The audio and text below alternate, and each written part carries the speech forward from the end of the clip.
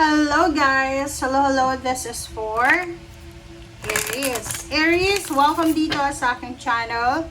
Kapalaran 888, welcome guys.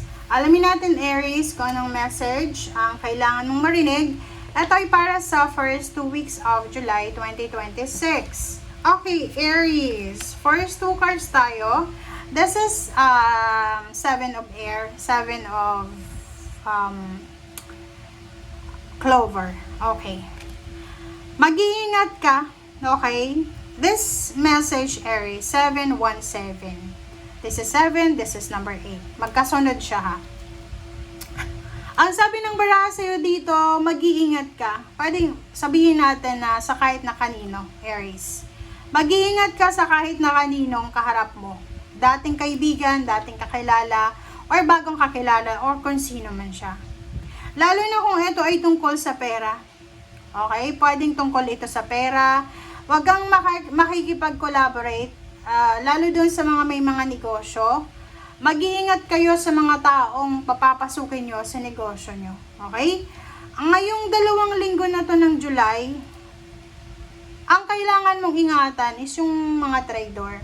Kasi there's a tendency, may tendency guys na matatrader ka, masasalisihan ka, mabiblame ka sa isang bagay na hindi mo ginawa. Ingat sa pakikipag-collaborate, ingat sa pakikipagkaibigan, sa pakikipag-kotsaba. Okay? Lalo sa mga babae, kung lalaki kang Aries, mag-iingat ka sa mga babae. Kasi yun, pwede kang gawa ng kwento, ganyan ganito, ng mga babae. Okay, let's check.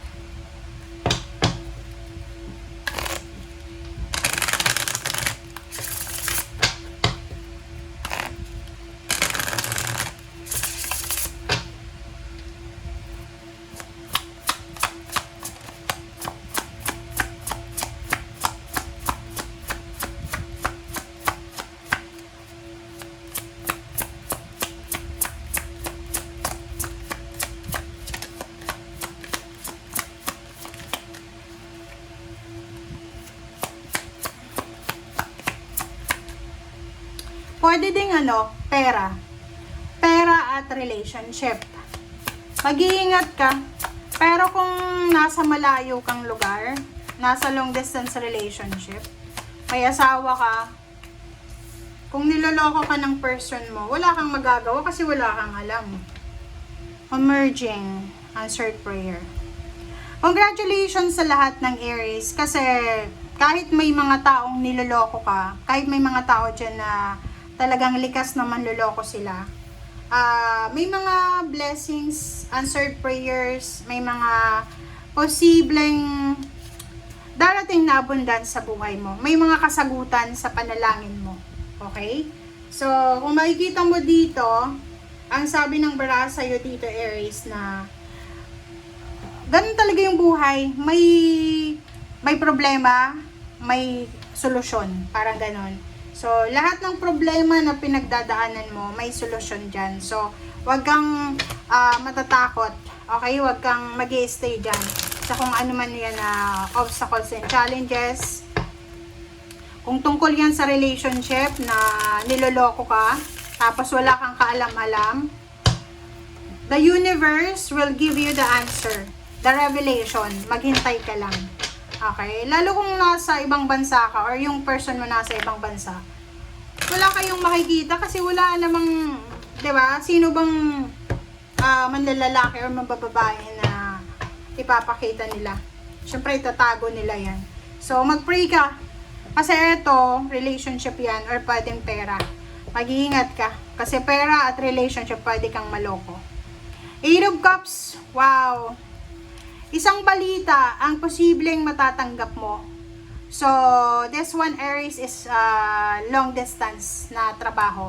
So, posibleng ang balitang ito ay kailangan mong mag-travel sa malayong lugar or international siya.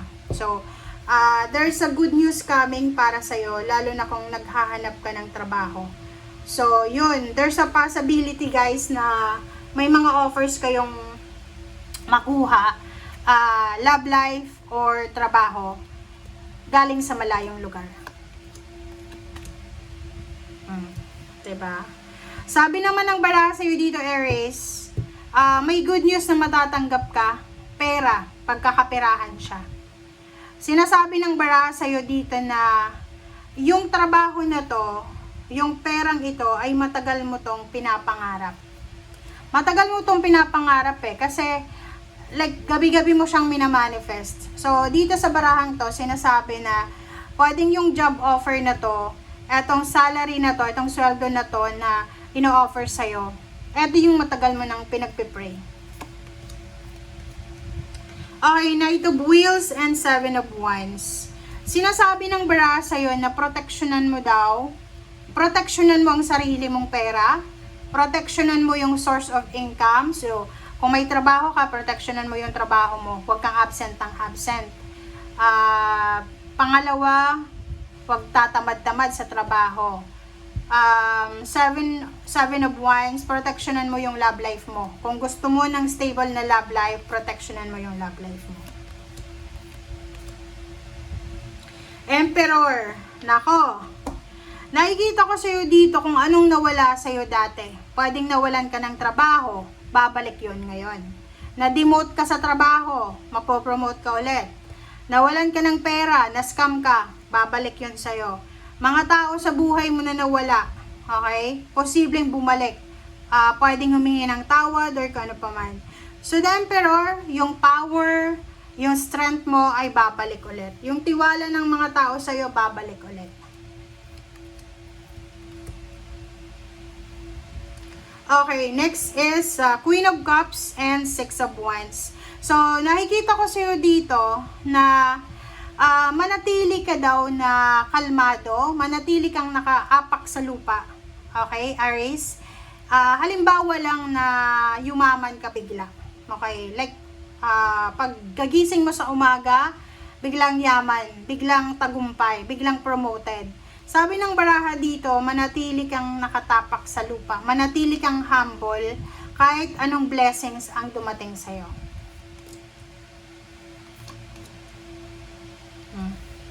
Sa nakikita ko sa'yo dito, may Aries dito na pagod na kayo kasi nasa inyo na lahat yung obligations.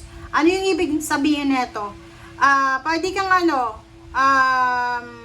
may asawa ka, pero ikaw yung nag-aalaga sa anak mo, lalaki ka man or babae. Kasi yung asawa mo, nasa malayong lugar, nagtatrabaho, pero hindi naman siya nagpapadala sa'yo. Yung parang naging dalaga at binata. May ganun, di ba? Nag-asawa, nagkaroon ng anak, yung asawa mo, or even kalibin mo, tapos umalis. Yung purpose ng pag-alis is maghahanap ng trabaho. Tapos nandun na sa malayo, ayaw nang umuwi. Diba? So, nakikita ko sa'yo dito, yun, parang medyo nasasaktan ka ngayon, ngayong 2 linggong ito. Kasi, ang dami mong obligations, marami kang duties and responsibilities na hindi mo alam kung paano mo ba siya i-handle. Tingnan mo. Sabi ng baraha sa'yo dito, may posibleng heartbreak na mangyayari. So, yun. Sabi nga dyan, may nanluloko. Hindi ko alam kung ikaw yung nanluloko or yung person mo. Pero may mga tao sa paligid mo na niloloko ka. Alam nyo kasi yung Aries, hindi sila tulad ng mga Sagittarius and Leo na silosa. Kung kaya't, pag nakapag-asawa ka, nagkaroon ka ng relationship na Aries, hindi ka niyan i-monitor. Kasi yung Aries, confident yung Aries. Pag ayaw mo na sa Aries, wala siyang pakialam. Okay, let go. Parang ganon. So, sa baraha mo, pwedeng may mga away-gulo na mauwi sa hiwalayan. Yun. So, posibleng magkaroon ka ng balita na yun. Revelation talaga to. King of Swords kasi. Sa loob ng trabaho, pwedeng may mga relationship na nabuo. And parehong may asawa. Okay? And away-gulo. So, yun. May mga mag-asawa na pwedeng maghiwalay dahil sa third party. Pero hindi ikaw yung may third party dito Iba. Yung person mo. Nakikita ko sa'yo dito, madadagdagan yung obligations mo. Lalo na kung may anak kayo, i-abandonan niya yung anak niya. Ikaw yung magpapalaki ng anak nyo. Pero, nandito yung Emperor, tsaka Six of Cups. Sabi, kaya mo nga dati, but hindi mo makakaya ngayon. So, nangyari na ba yan dati? Nakaya mo, nakasurvive ka. So, ngayon, mas lalo kang makakasurvive. Kasi may experience ka na. Thank you guys. Bye!